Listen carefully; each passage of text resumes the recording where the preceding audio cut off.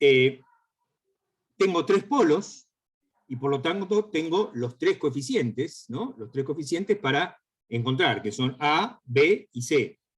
Para encontrar cada uno de los coeficientes, utilizo como valor de S, el valor de S de los polos, que eso me hace que se me anulen parte de toda esa expresión. Por ejemplo, en S igual a menos 60, vengo acá y me va a quedar, a la izquierda me queda 4, bueno, acá voy a tener que hacer la cuenta, ¿no? 3 por menos 60, más 4120, y acá me quedaría menos 60 más 20, menos 40. Ahora hacemos esa cuenta, porque hay que hacer esta, ¿no?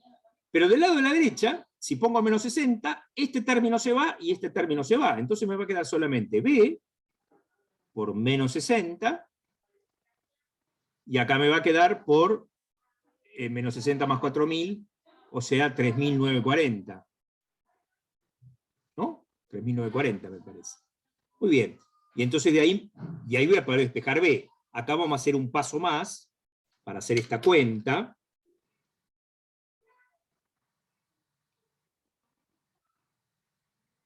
Que sería 4120 menos 180. 3940. A ver. Vayan chequeando que no esté metiendo la pata. 4 por 3940 por menos 40. Del otro lado B por menos 60 por 3940. ¿3940 me quedó el mismo de los dos lados? ¿Eso está bien? Mira qué lindo. Si es así, se lo tacho y listo.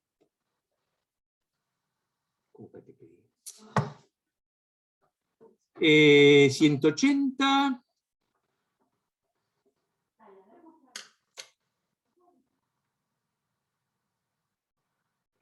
Porque estoy pensando por qué será. Sí, pareciera que sí.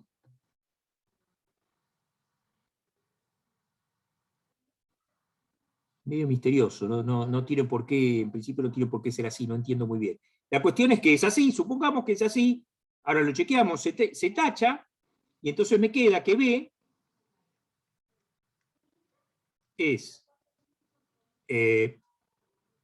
menos por menos más, ¿no? Y me queda 4 por 4, 16 sobre 6. 16 sobre 6 es 8 tercios, si no me equivoco. Fíjense.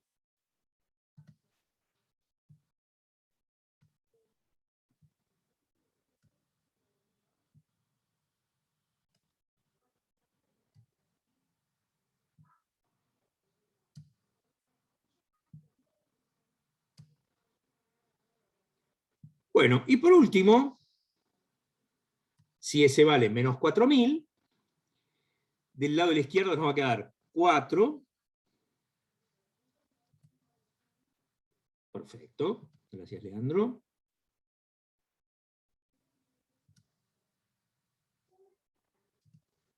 Del lado de la izquierda nos va a quedar 4. Claro, y si pongo ahí, si pongo menos 4000, me va a quedar menos 12000. Me va a quedar 4120 menos 12000. O sea, menos 7880.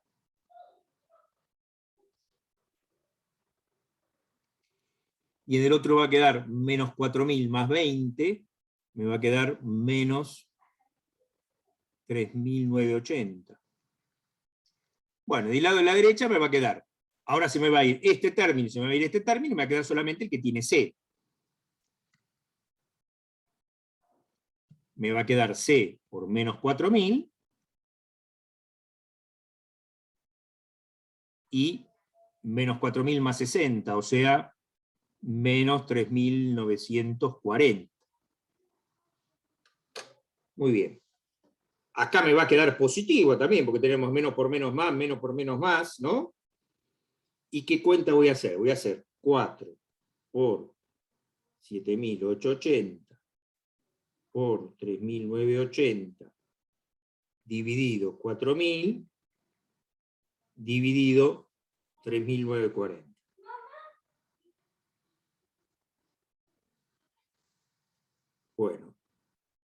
me dio 7,96. Si lo pongo en fracción, a ver qué me están diciendo. No, no me dio así C. A ver. A mí me dio 7,96. Claro, 7,96, a mí también. Ojo, Leandro, a ver qué pasó. La cuestión es que ese 7,96, si lo quiero poner en fracción, tengo que hacer 199,25.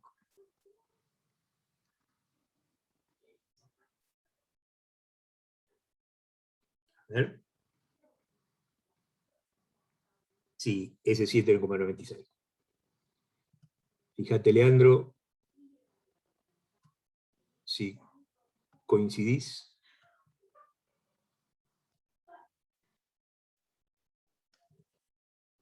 Bien, entonces, supuestamente, la función esta I de S que nosotros teníamos, entonces, la podemos escribir.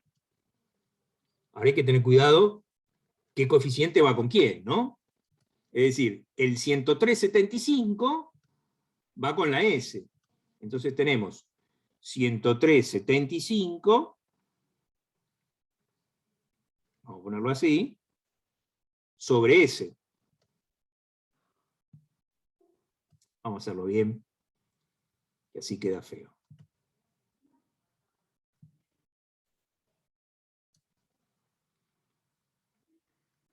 103,75 dividido S. Más B, que nos dio 8 tercios. Bueno, 8 tercios creo que iba con S más 60. Vamos a chequearlo para no meter la pata. Claro. Entonces 8 tercios sobre S más 60.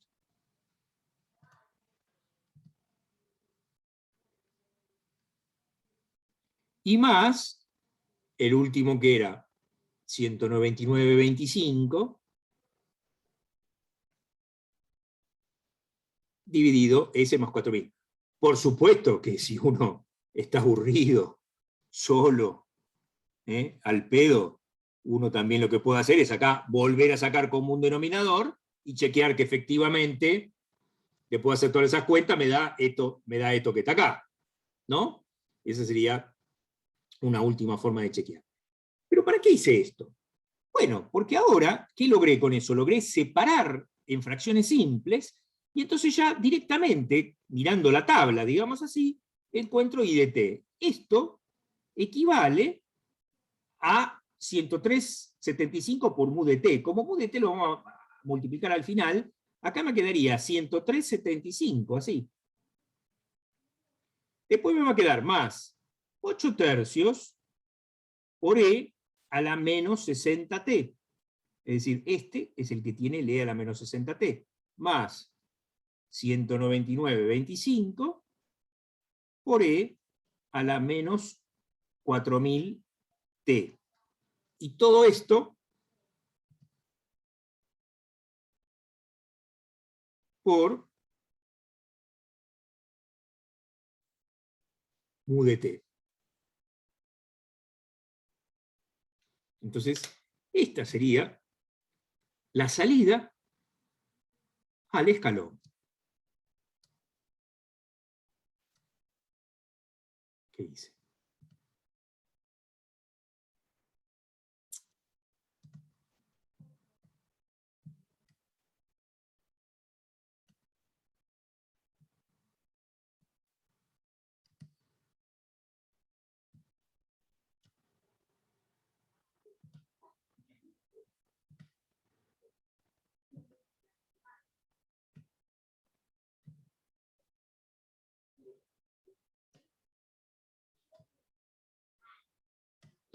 Entonces, en estas expresiones es donde comienza a tomar importancia la comprensión de lo que se llaman las constantes de tiempo.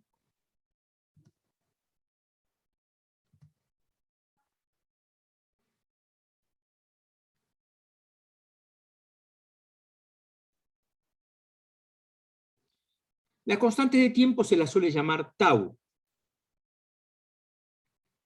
Y hay dos tau, digamos. El tau 1, digamos, cuál es el 1, cuál es el 2, no sé, obviamente no importa. Por cada polo distinto de 0 hay una constante de tiempo. ¿Cuál es la constante de tiempo? Sería el valor de t que hace que eso me dé 1, o menos 1 más precisamente, ¿no? Es decir, en este caso sería 1 sobre 60. 1 sobre 60 sería la constante de tiempo tau 1. Y la constante de tiempo tau 2 sería 1 sobre 4000. Por ejemplo, en este caso, si lo expreso en segundos, 1 sobre 60, porque fíjense que las entradas y las salidas pueden ser cualquier magnitud. Pueden ser una presión, una fuerza, una tensión eléctrica, puede ser una corriente, pero siempre van a ser en función del tiempo, porque son señales en función del tiempo. Profe, decir, perdón, pregunta. sí. ¿Por qué solamente toma esas dos y no toma también la de... Ay, qué papado, ya me respondí solo. Listo. Porque ese ahí hay otro. Está bien, pero ese es el valor fijo, digamos. Claro, ese es La uno. constante de tiempo siempre están asociadas a estas exponenciales, ¿sí? Claro, Esta, por ejemplo, me da más o menos 16,66 milisegundos. Y esta me da, en cambio, si lo quiero en milisegundos, me da 0,25 milisegundos, o también lo puedo expresar como 250 microsegundos. Entonces, estas exponenciales negativas, a medida que pasa el tiempo, se van achicando, se van, digamos, extinguiendo, se dice.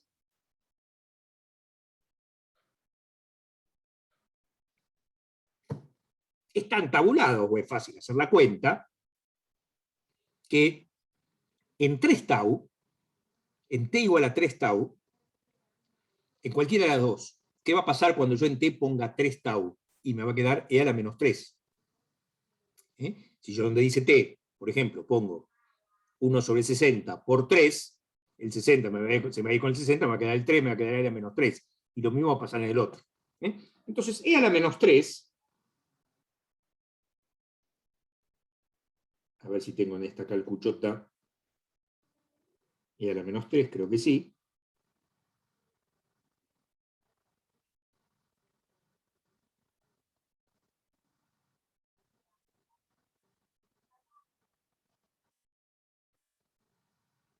Me da 0,05.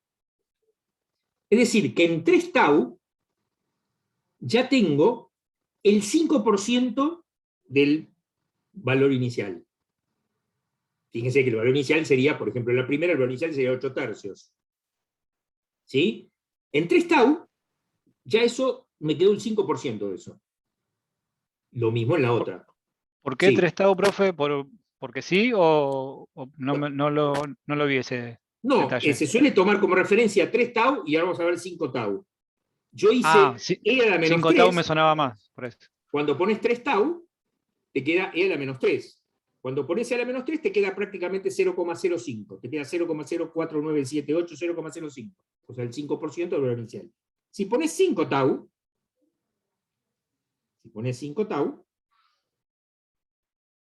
te queda 0,0067, o sea, menos del 1%. Menos del 1%, menos de, digamos, de 0,01. Menos del 1% del valor inicial. Entonces depende de, digamos, de la exigencia. Uno puede considerar extinguido en 3 tau o en 5 tau. En 3 tau te quedó el 5%, digamos, del valor inicial, en 5 tau te quedó menos del 1%, te quedó más o menos un 0,6% del valor inicial. Por ejemplo, si el coeficiente fuese 10, ¿no? En 3 tau te queda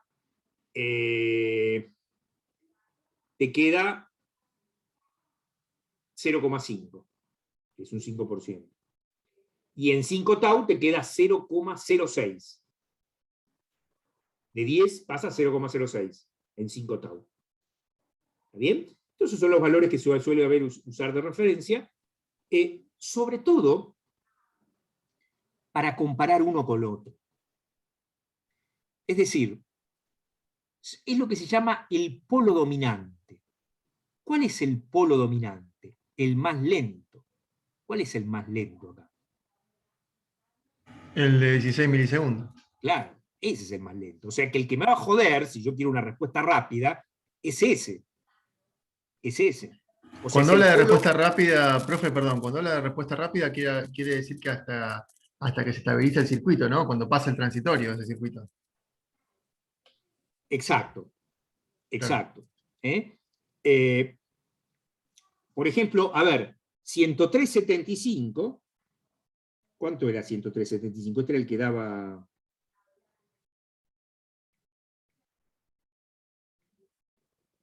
Uno y pico daba. Quiere decir que este circuito atenúa, porque la entrada es un escalón de 8 unidades.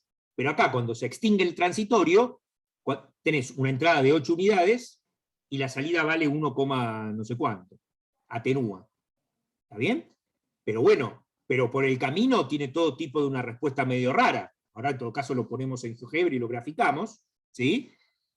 Y la pregunta es, esa respuesta medio rara, porque fíjense que 103.75 es 1,37, pero 109.25 daba como 8, era 7,96. O sea que va a subir y después va a bajar y después se va a estabilizar. Ahora, el que en este caso, ¿no? Porque esto no salió de un circuito, salió de unos números que pusimos. Entonces, el que tiene el coeficiente más grande, que es el tercero, a su vez es el más rápido. O sea, ¿cuánto es 5 tau? 5 tau, claro, y rápido depende de qué estamos hablando, ¿no? Por ejemplo, si estamos hablando de un sistema digital, esto es una chotada, no es rápido, es lentísimo, ¿no? O sea, porque 250, mejor dicho, vamos a poner 0,25. 0,25 por 5 me da 1 milisegundo. O sea que en 1 milisegundo, 1,25 milisegundos en realidad, en 1,25 milisegundos se extingue el tercer término, que era el que arrancaba más alto, digamos. Ahora cuando lo dibujemos, vas a ver que eso arranca alto, pero se extiende en 1 milisegundo. Ahora, el otro, el segundo, que tiene el 8 tercios, y ahí ya, si considero 5 tau, ya me da 80 milisegundos. Entonces, en 80 milisegundos recién se va a extinguir el segundo término. Ese se llama el polo dominante. El polo dominante es el polo que, digamos, me limita la rapidez de reacción del circuito. Es el tau más grande y es el polo, digamos, en valor absoluto más chico. Bien.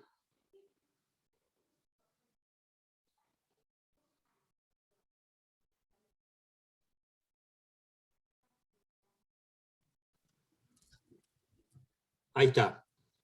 Bueno, entonces esto, vamos a darle el crédito a Pablo Toledo. Está la expresión, déjame verla ahí, 8 tercios por M 60X, 125 por... Perfecto.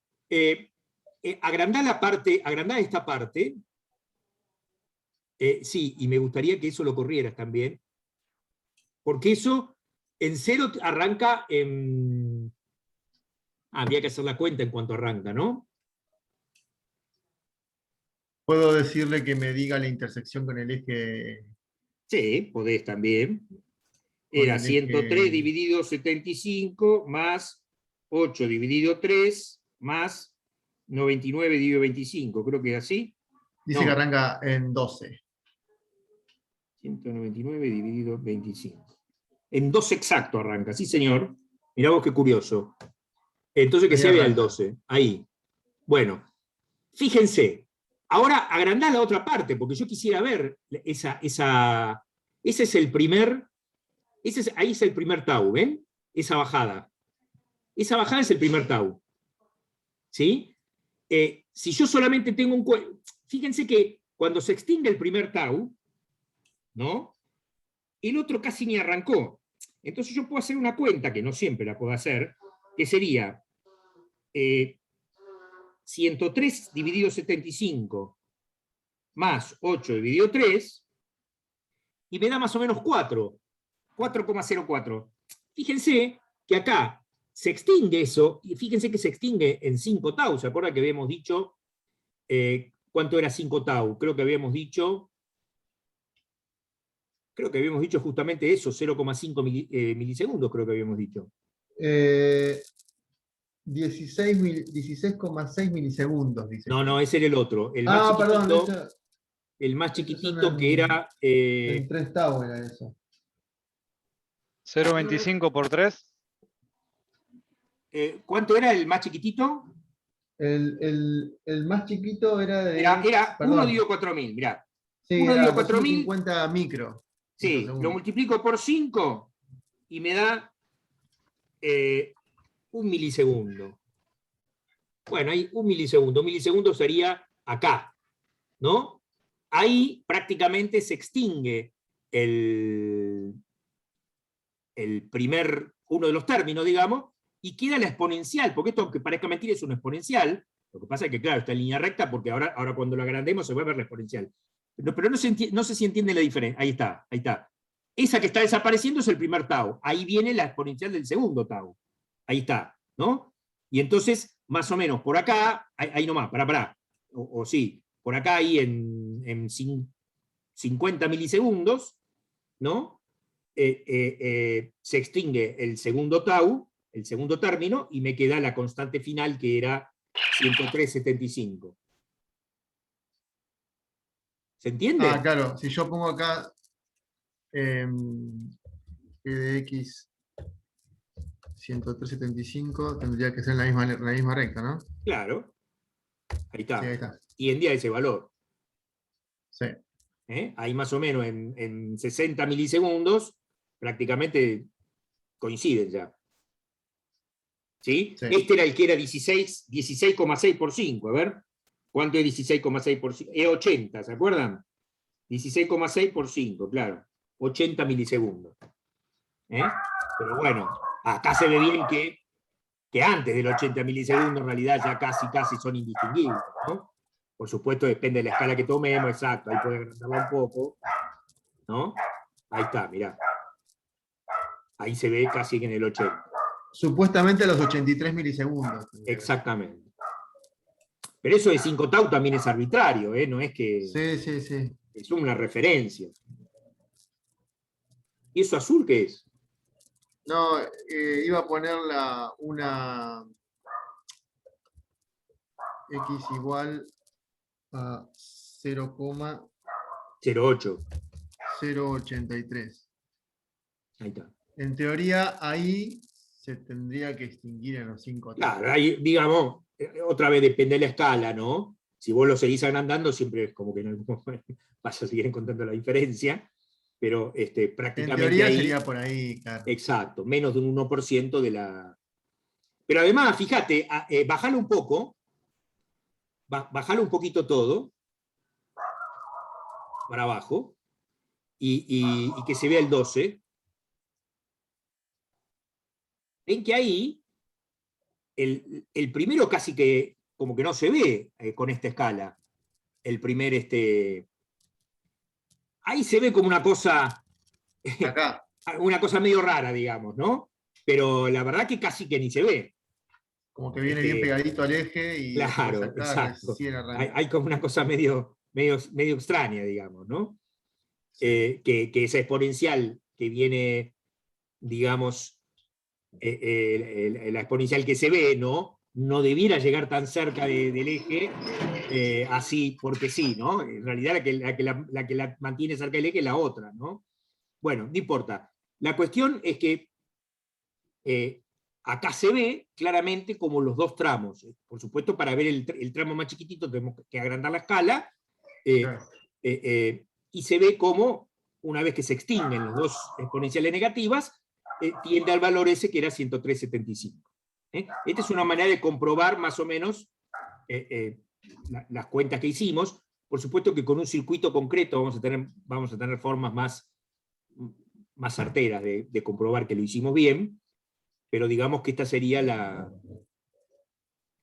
la forma de visualizar lo que está sucediendo y de ver el tema de las constantes de tiempo que estamos mencionando recién. Entonces, repito, se llama polo dominante al polo, digamos, que más lento, al que me termina determinando la respuesta del sistema, la rapidez del sistema, y en este caso la constante de tiempo asociada al polo dominante era de 16 milisegundos, lo cual significaba que más o menos en 80 milisegundos recién reaccionaba el sistema, por completo, digamos, recién terminaba lo que se llama el transitorio. Por supuesto que en este caso estamos hablando de una entrada a escalón. La entrada podría ser otra cosa que un escalón, podría ser otra cosa, y ahí ya esto empieza a no tener exactamente las mismas, digamos, las mismas características, ¿no? Pero por eso es interesante la respuesta al escalón, porque la respuesta al escalón te permite justamente estudiar digamos, la dinámica del sistema, cuán rápido es el sistema, si los polos se molestan entre sí, por supuesto si hay un polo conjugado, si hay un polo conjugado vamos a ver que el sistema oscila, también se va a ir acercando al valor final, pero se va a acercar en forma oscilante. Claro, va a empezar a hacer esto así y Exacto. hasta que se va extinguiendo. Hasta que se vaya extinguiendo igual esos polos, pero de manera oscilante, que depende de la aplicación que sea, eso pueda ser aceptable o pueda ser totalmente inaceptable, ¿no? Bueno, Claro. todo eso surge, saca la... Sí, ahí voy a compartir. Gracias, Pablo. Es decir, todo eso surge... no lo hice al final el diagrama de polos y ceros, soy un boludo. Lo puse acá, ¿qué hice? Puse los polos y ceros y los ceros, pero no hice el diagrama de polos y ceros. Bueno, vamos a hacerlo ahora, perdón. Yo quería ir a ver justamente el diagrama de polos y ceros, pero resulta que no lo habíamos hecho. Entonces, diagrama de polos y ceros.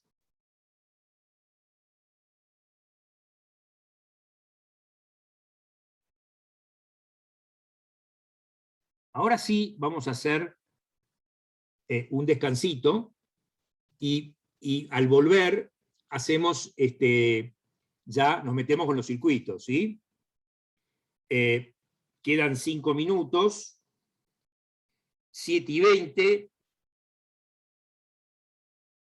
Vamos a arrancar 7:40, así terminamos justo a las 9 después, ¿sí? 7:40 arrancamos la tercera. Entonces, ¿cómo es el diagrama de polos y ceros? Sobre todo importa el de los polos. El de los ceros es interesante, porque a veces ocurre que uno tiene un cero muy cerca de un polo. Entonces, vamos a ver que eso es casi como si lo anulara, ¿no? Entonces, por eso en general se hace el diagrama tanto de los polos como de los ceros. Pero lo que realmente importa es el diagrama de polos. Entonces, ¿el diagrama de polos de quién? Y de la función transferencia. La función transferencia era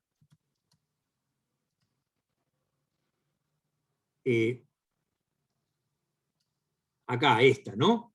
3S más 4120 por S más 20.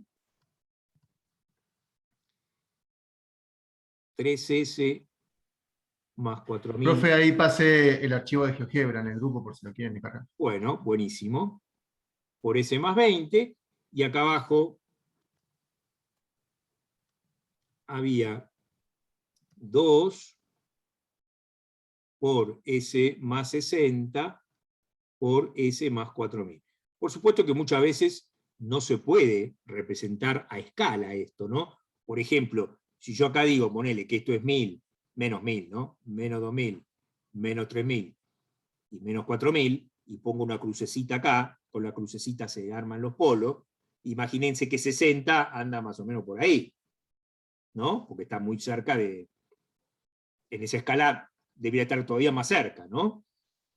Después tenemos, claro, el 0 en menos 20, que ahí no sé cómo ponerlo, por eso esto a veces no se hace a escala, y el otro que sería 4120 dividido 3, ¿cuánto era? Lo habíamos hecho ya.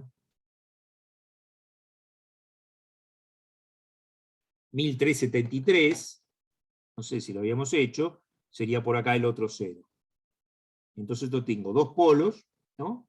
Los polos eran menos 60 y menos 4000, y los ceros eran menos 20 y, digamos, menos 4120 tercios.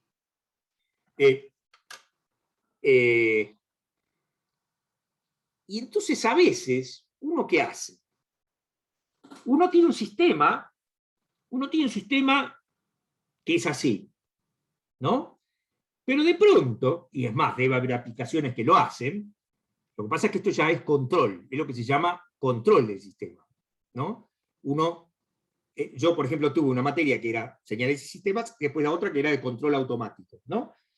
Control se usa, por ejemplo, en todo lo que es industria, ¿no? Es decir, no es solamente en electrónica, a eso me refiero. Yo puedo decir, bueno, a ver, voy a correr este polo para acá, a ver qué pasa. O al revés, voy a correr este polo para acá. Y entonces lo ideal sería agarrar esta crucecita, hacerle clic, correrla, y ver con eso, por ejemplo, cómo me da la respuesta al escalón automáticamente. Debe haber aplicaciones que hacen eso. Y entonces uno, ¿qué hace? Después uno busca cómo desea que salga la respuesta, y claro, por supuesto que después es cómo encontrar la vuelta para correr ese polo, para correr ese cero, ¿no? En el circuito o en el sistema propiamente dicho con el que estoy trabajando, ¿no? Pero digamos que esta es, digamos, las herramientas que después te permitirían hacer eso si vos querés lo que se llama controlar el sistema, es decir, modificar el sistema para lograr que tenga la respuesta que vos quieras. ¿Mm? Bien. Entonces,